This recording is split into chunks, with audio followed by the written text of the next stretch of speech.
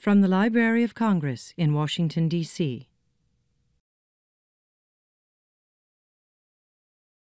I am Abby Nolan, and I review children's books for the Washington Post. The Post is a charter sponsor of the book festival and has been an enthusiastic supporter for all of its 12 years. Before we begin, I want to inform you that the pavilion's presentations are being filmed for the Library of Congress website and for their archives, so please be mindful of this as you enjoy the presentation. In addition, please do not sit on the camera risers that are located in the back of the pavilion. So I'm very happy to introduce Philip and Erin Stead. They are the recent creators, together and apart, of 6 wonderful books for children. They met in high school art class in Michigan and have been pretty much a team ever since. Philip started off with Cream, Tuna Fish, and Peas on Toast, a book based on a less-than-beloved family recipe. Philip then wrote a story that he thought Erin would like to illustrate, and that became the great A Sick Day for Amos Mcgee. It went on to win a Best Illustrated Book Award from the New York Times and the Caldecott Medal, which I believe is the first time a first-time illustrator has won the highest award in children's books. Philip has also written and illustrated 2 books of his own, Jonathan and the Big Blue Boat and A Home for Bird, and Erin illustrated a lovely book with Julie Fogliano called And Then It's Spring. Their new book together, Bear Has a Story to Tell, has just been published. I'm holding it up. It is about a bear who would rather tell a story to his animal friends than hibernate. And for 2 artists who have made such great images of nature and animals, it seems altogether fitting that they live and work together in Michigan in a 100-year-old barn. They will be signing books at 4 p.m., and they will be taking questions at both of these mics. So let me help me welcome Philip and Erin Stead. Thank you very much.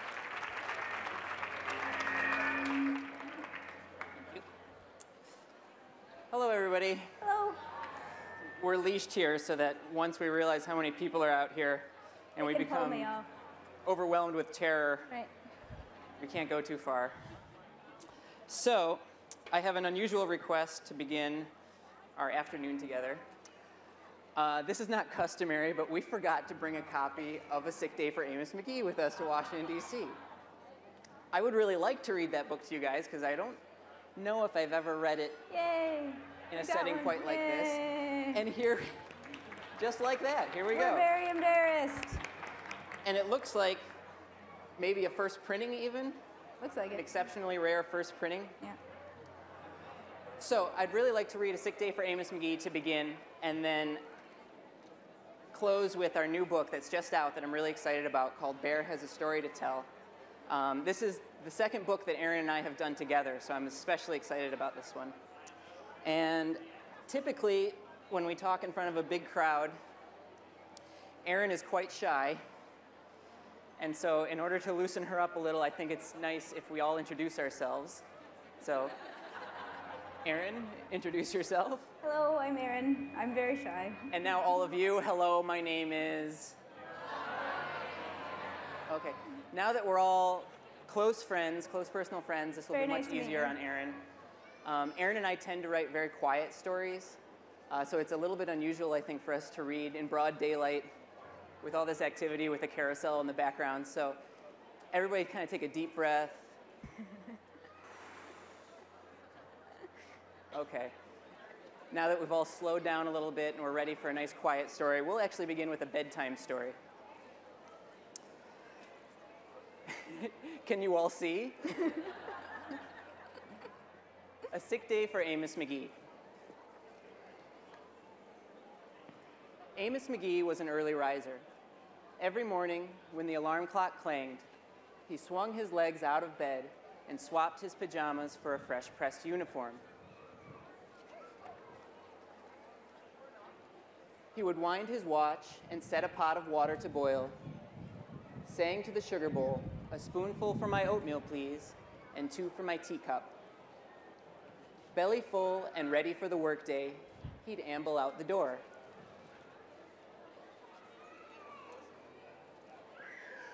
Every day, Amos waited for the number 5 bus. Next stop, City Zoo, the bus driver would call. 6 a.m., right on time, he'd reply. Amos had a lot to do at the zoo, but he always made time to visit his good friends. He would play chess with the elephant, who thought and thought before making a move, run races with the tortoise, who never ever lost,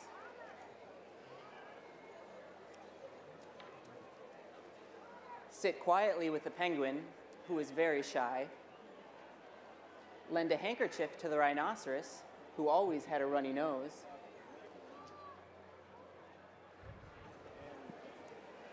and at sunset, read stories to the owl, who was afraid of the dark. One day, Amos awoke with the sniffles, and the sneezes, and the chills. He swung his achy legs out of bed, curled them back again, and said, "Ugh, everybody, ugh." That's the spirit. I don't think I'll be going to work today.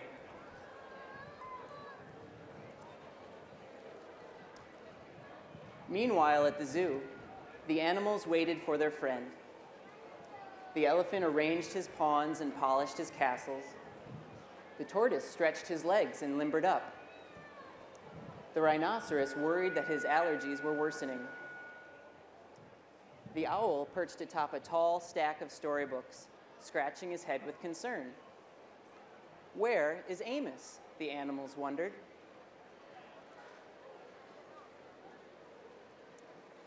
Later that day. Now, this is normally the time when, in a very small little group, I ask a 5-year-old what they see happening here.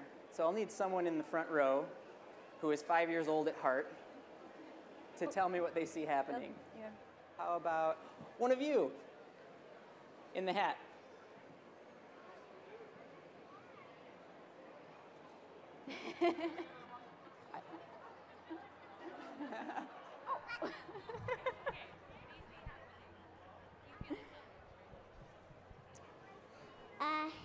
I see happening, they're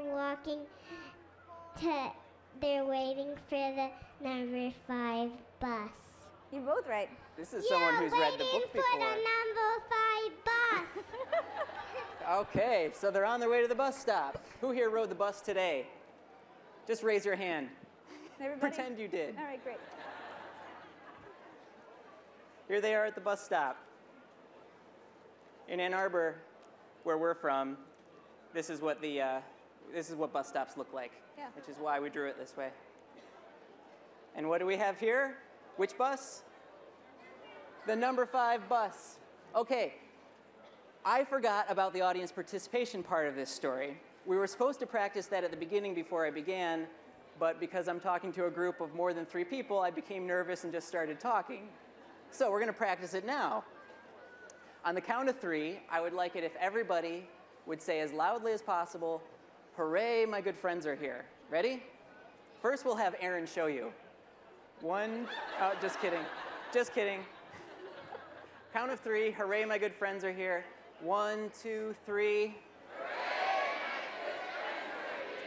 That was excellent. Pretty good, yeah. Okay, now that we've practiced, I'm going to turn the page and you're going to do it all over again, only even louder. Ready?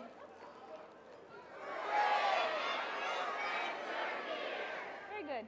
Very nice. Yeah. The elephant prepared a game of chess. Amos thought and thought before making a move. "I'm too tired to run races today," said Amos to the tortoise. "Let's play hide and seek instead." The tortoise hid inside his shell. Amos hid beneath the covers. Everybody yawn. It's actually kind of disconcerting. Amos yawned. "I could use a nap." The penguin sat quietly, keeping Amos's feet warm. Everybody sneeze. Amos awoke with a sneeze. The rhinoceros was ready with a handkerchief. It's not flu season yet, is it? I'm beginning to feel much better, thank you, said Amos to his friends. He swung his legs out of bed. Perhaps we'll share a pot of tea.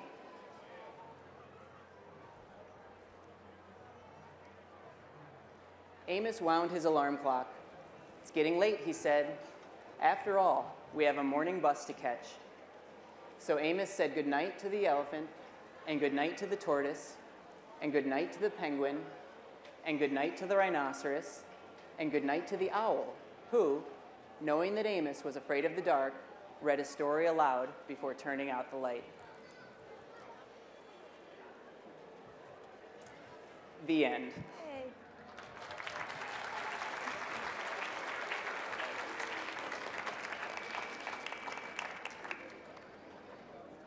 Well, thank you. Good job, Philip. We're going to move on to our newest story, Bear Has a Story to Tell, which, appropriately, is sort of a book that begins in fall. It almost feels like fall today in Washington, D.C., which is nice.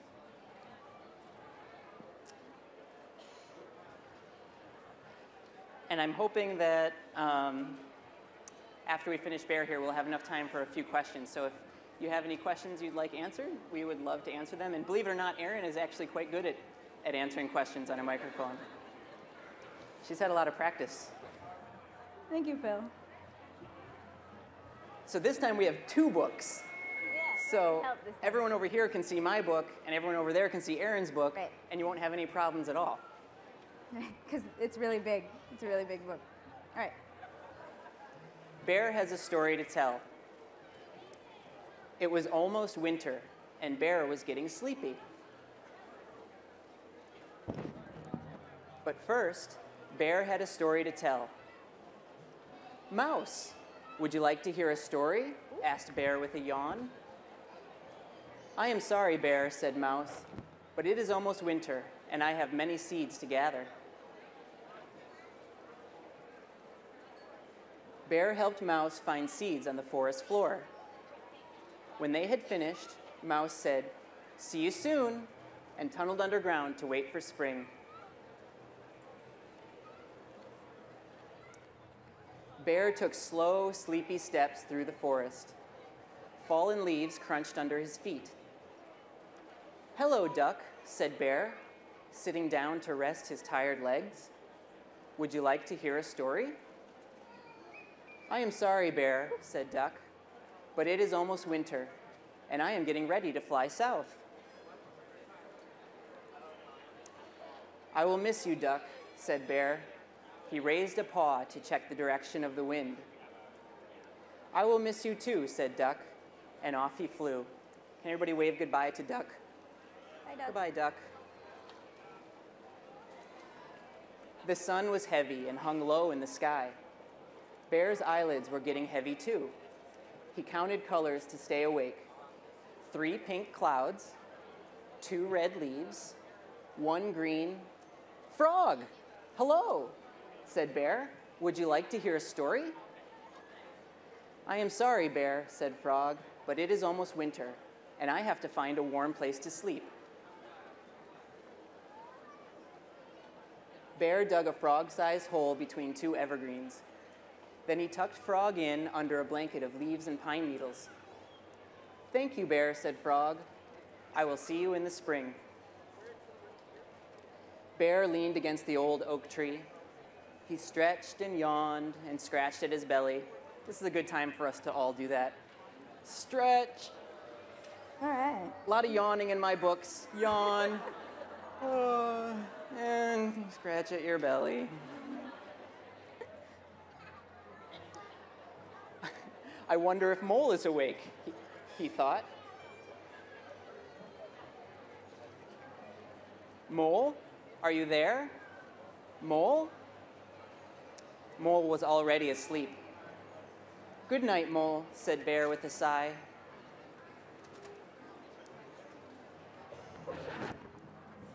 The first winter snowflakes began to fall.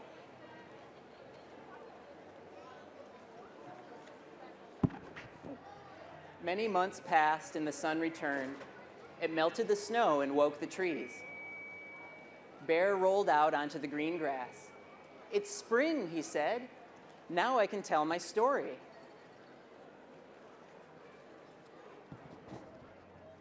But first, Bear brought Mouse an acorn. "Thank you, Bear," said Mouse. Mouse was hungry after a long winter. "Welcome home, Duck. Everybody, welcome home, Duck," Hello, duck. called Bear. "You must be tired from your journey." Bear showed Duck a shady mud puddle he'd found.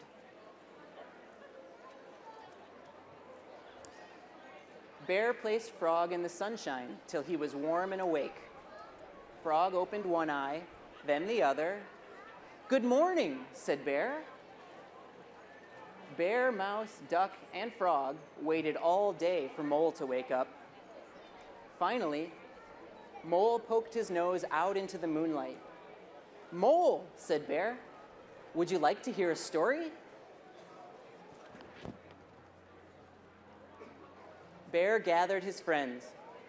He sat up straight and cleared his throat.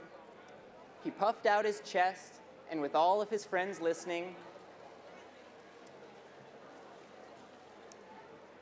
Bear could not remember his story. "It was such a good story," he said, hanging his head. But winter is a very long time for a bear to remember. The friends sat together for a quiet minute. Now let's all sit quietly, awkwardly together for a minute.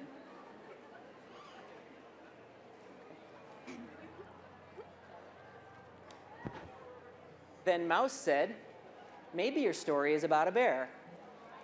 And Duck said, "Maybe your story is about the busy time, just before winter." "I think there should be other characters too," suggested Frog. "Like a mole," said Mole. "And a mouse and a duck and a frog." Bear sat up straight again. He cleared his throat, puffed out his chest, and began his story with, "It was almost winter, and Bear was getting sleepy." The end.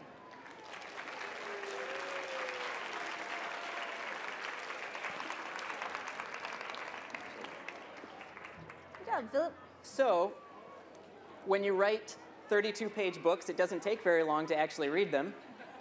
So I think we have a significant amount of time here for any questions, either from little ones or grown-ups. It looks like we have quite a few grown-ups actually today. Would anybody like to volunteer to be the first question? All right. Can you talk about the role of the red balloon in Amos Mcgee? You want to help me out with this? Okay, so the red balloon in Amos Mcgee is a really common question. And it's interesting because the adults tend to say, "Well, what does it mean?" And the kids tend to tell me. And I like the kids' answer better than the adults. So there's a few things that happen with that where I think the animals in Amos that are on all the pages and the red balloon, really illustrators tend to do that for themselves. And I used to, as a kid, I used to really like doing that. When an adult is reading to a child, the child has so much time to look at all the pictures, and they're noticing so many things that adults aren't. And that's just a gift for them. That's a little tracking device for them. Do you understand? I was just reminded of a couple weeks ago, I was actually reading a book that Erin published earlier this year called And Then It's Spring, and I didn't write that one. But I like to think that I pay attention to what she's doing in the studio, and I've watched her make the artwork, and so I should know what's in these books. But even though I watched that book actually be made from start to finish, I was just looking at this book a couple weeks ago, and I started noticing all these little details and little sort of sub-stories that I had completely missed. And I think that despite my best efforts, I'm still an adult, and we tend to just miss those things that children are so readily notice. So whenever possible, I think Erin and I both like to put as many things in the book as possible that will really kind of speak directly to a child's point of view, a child's mind. As long as they aid with the story. With Bear, it was important that Bear was alone, so I couldn't add a lot of little tiny things. Thanks. Oh, hello. I love your books, by the way. Thank you. Absolutely. But what is your background? Did you go to school to creative writing, or did you go to school to be an artist? Your books are just so special. You want to start? Well, thank you. I went to school to be an artist. I went to Maryland Institute, just up the road, and and I went to School of Visual Arts in New York. I studied painting. All right, I studied painting, and Phil was. You went to art school too? Yeah, I was also an art student at the University of Michigan. Go Blue! Wherever you go, you see a lot of there's always a lot somebody. of Wolverine T-shirts and hats. But I also sort of supplemented my education with a lot of creative writing courses. And I never really studied children's literature in a formal way, and Erin didn't either. But Erin really got her education by working in a children's bookstore in New York City, Books of Wonder. And I think that I got most of my education in children's literature from a little used bookstore in Ann Arbor, Michigan called Kaleidoscope Books, which has one of the most amazing, if haphazard, collections of out-of-print children's books probably in North America. So throughout my 4 years of art school, I was really sort of diving into the world of completely out-of-print and forgotten children's books of the 1950s and 60s and 70s. Yeah. And I think when Erin and I first started making books, we weren't deliberately trying to emulate those books, but they were still very much in our mind. That was the information we had. The ironic thing is that we were sort of fashioning our career after books that were out of print that no one wanted to own or buy anymore, that were covered in dust at the bottom of piles in a used bookstore in Ann Arbor, Michigan. Excellent business plan. Yeah, really great business model. But luckily it's worked out for us. Yeah. Oh. Why did Amos get sick? Why did he get sick? Why did Amos get sick? Well, sometimes you just get sick. So you guys, I'm assuming, are going to be in school if you're not in school already. And you go places, and it just happens sometimes. I think he rides the bus a lot. Yeah, he does ride the bus a lot. And you can pick up a lot of germs on the city bus. Yeah, wash your hands. Hello. Hello. Hello. I really like your books. They're really nice. You guys are an adorable couple, I think. My question is, why did you decide to write children's books? I want her to narrate our next story, by the way. Yeah, that would be nice. Why did we decide to make children's books? Well, for me, it was something that I always wanted to do. Even when I was probably too old for them, although I don't think you're ever too old for picture books. I bought them, I looked at them, I had them on my shelf all through high school and everything. I just, if I didn't make them myself, I'd want to be a part of publishing them or being a librarian or something. I just like them a lot. And I think that you're sort of the same way. Yeah, so if you remember from the introduction, Erin and I actually met in high school in art class. And even back then, when we were 15 and 16 years old, this was what we'd planned on doing. So although Erin and I sort of took different paths to get to where we are, it was still kind of always the goal. And I know for me, a critical moment when I was in high school is I had an art teacher who was a really great art teacher who handed me a little pamphlet that showed me the stages that Maurice Sendak went through in order to create Where the Wild Things Are. And something about just seeing that process, like I knew that's what I wanted to do. That just really kind of spoke to me. The way that, someone might go to a museum, see a sculpture, and realize that they need to be a sculptor. That was the moment where I realized that I really wanted to make books. The other thing I like about my job, besides all of this, is that I get to make art that you get to take home. And a lot of times artists don't get to do that. And I think that that's a really great thing about making books. We have friends that do a lot of different types of creative things. And we have some good friends that are painters, which is an extremely fun job. But the downside is that you're painting a picture usually for one person or a very small group of people. If you're lucky enough, you get it into a museum, and then lots of people get to see it. But even then, there's only one of that picture. Yeah. Whereas when you make a book, you get to make artwork that that anybody can buy for, well, if it's in paperback, $6, or check out of the library. check out of the library for free. Or see And at school. That really appeals to me. Yep. Sorry to interrupt, but Oh, you're a really good artist.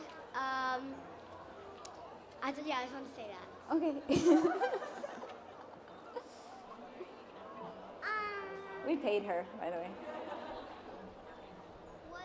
Why did the penguin leave his balloon outside? Oh. The penguin left his balloon outside because it was his idea of giving it to somebody else. So you might see another red balloon in another story because they exist in other books. So that was just a little Yeah, the nod. next time you get a balloon and you're really excited about it, it might be a good idea to let it go, because then you get to share it with somebody else who's going to get that red balloon. Erin thinks that's a terrible idea. Well, only because of the birds.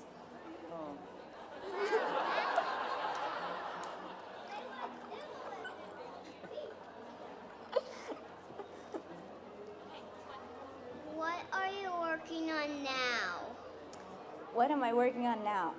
I am working on another story that Phil wrote, and it's about a giraffe and a tortoise, and them trying to meet each other. Yeah, so it's about a giraffe and a tortoise, and every month on the same day, on the third Wednesday of every month, they meet for a picnic at their favorite spot. And that's the entire story, is the two of them trying to get to their favorite spot. And It doesn't go as smoothly as you would hope. yeah, things don't go as smoothly. When you're a tortoise, traveling is tough when you're a tortoise. Pretty slow And- going, especially if you forget something. Yeah, you have to do a lot of planning before you leave the house. So that's what Erin's working on. I just wrote a story. Is anyone here familiar with the illustrator Matthew Cordell? If you're not, go home and get on your shiny little computer and type in Matthew Cordell, and an entire world of wonderful artwork is going to be opened up to you. Yeah. Anyway, he and I are doing a book together, a book I wrote called Special Delivery, which is about a little girl named Sadie who is trying to deliver an elephant to her great aunt Josephine. And that's all I want to tell you for now. Hello. How about here? What was your favorite book when you were 5? All right, when I was 5, my favorite book was Where the Wild Things Are was the first book I read out loud to my kindergarten class.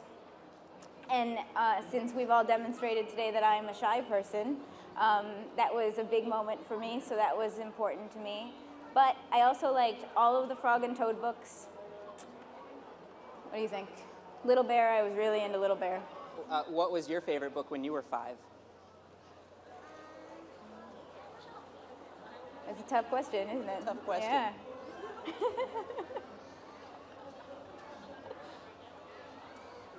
You can think about it and let us know afterwards if you want. Yeah, that's cool. It's a really tough question. I think my favorite book when I was 5 was Sylvester and the Magic Pebble, which I still think is one of the most wonderful picture books ever made. And one of my favorite things about it is that it's actually sort of a terrifying story. And yet we're all okay with it because it's okay. Yeah. And children can deal with it. Not only can they deal with it, but they can have a really formative experience from it the way I did, I think. So I think it's important.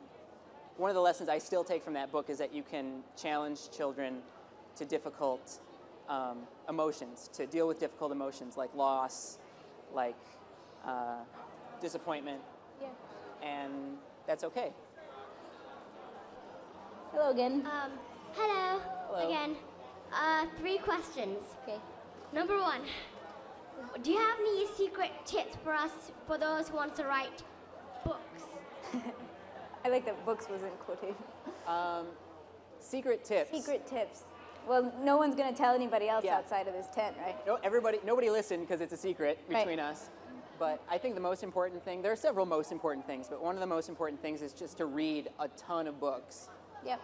And not just to read the books you do like, but to also read the books you don't like, because when you read the books you don't like, you realize what about them you don't like. So you're going to avoid those things when you become a writer. Um, if you don't read and read and read and read, then your world will, I think, stay quite small. And this goes not just for children, but adults and all of us. The less we read, the smaller our imaginations are. And the bigger you can make your imagination, the more interesting you're naturally going to be to all the people around you. And the more interesting you are, the easier it is to be an author. Okay, number 2. Okay. Number 2. I had it 1 second. Uh-oh. Oh, yeah. Wait, what?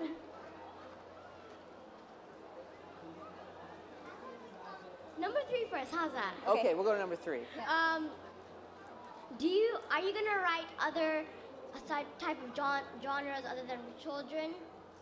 Other than, I don't think I am. I think if either of us did, it would be with extreme caution.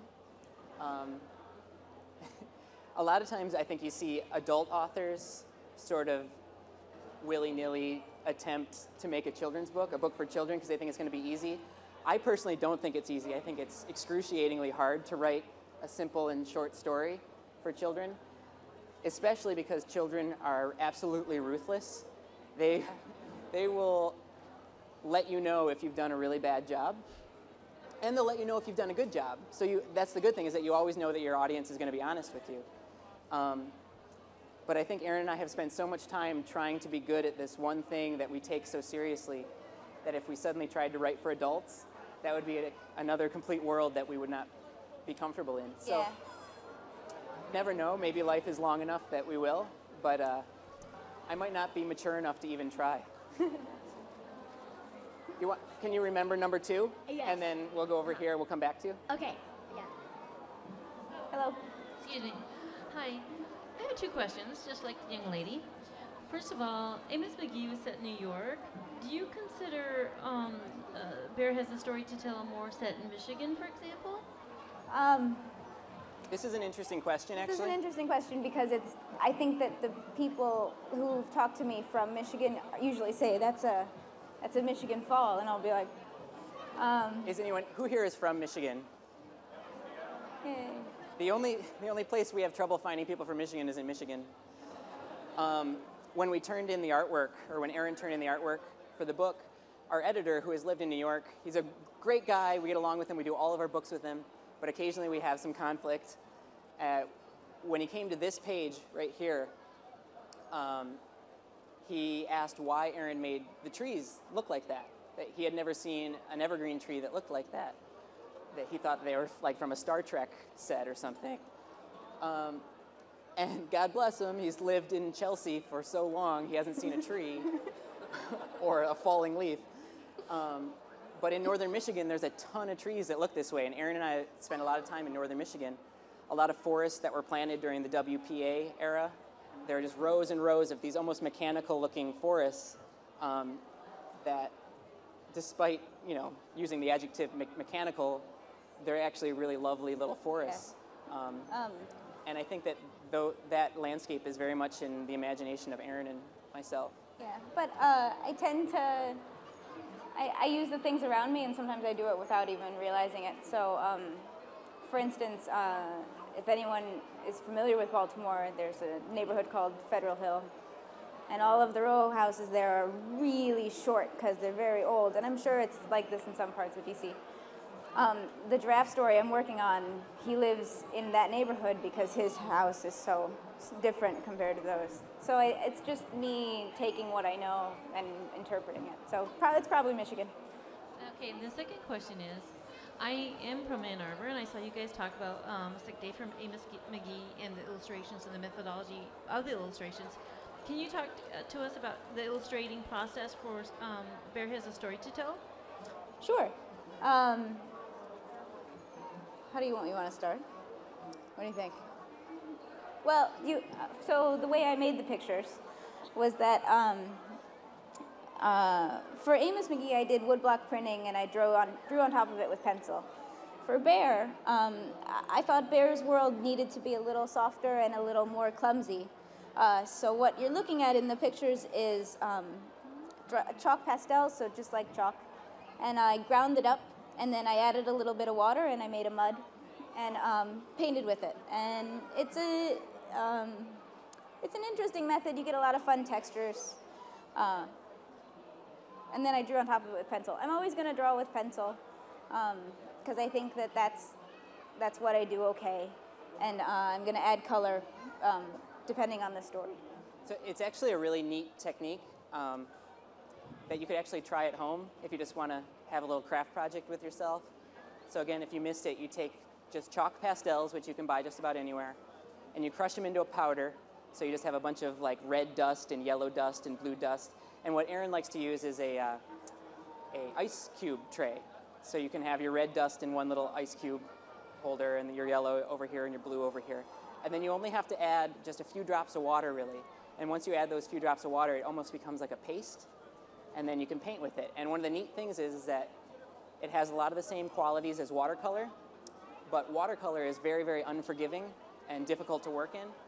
But this pastel, once it dries, it's still pastel, so you can still erase it. So even though you've painted with it, to a point, it won't come completely off, but there's some leeway there. And it just does really interesting things as the colors start to separate and mix. So everybody has their craft project for the week. What was your favorite book that you created to the world? Our favorite book that we've made? Yes. Well, the only one that's gone out to the world is Amos. That guy's worked really hard. Well, it's an interesting question because I think when you make a book, whenever you're making a book, it's your favorite book. Yeah. Because you're spending so much time with it and you have to love the book you're making. There are days, though, where it's your enemy. Yeah. The only book I've ever made where I loved making it from start to finish and there was never a single day when it wasn't just a joy to work on, and I still love it, is Jonathan and the Big Blue Boat, which definitely has not reached the same kind of audience that A Sick Day for Amos Mcgee has.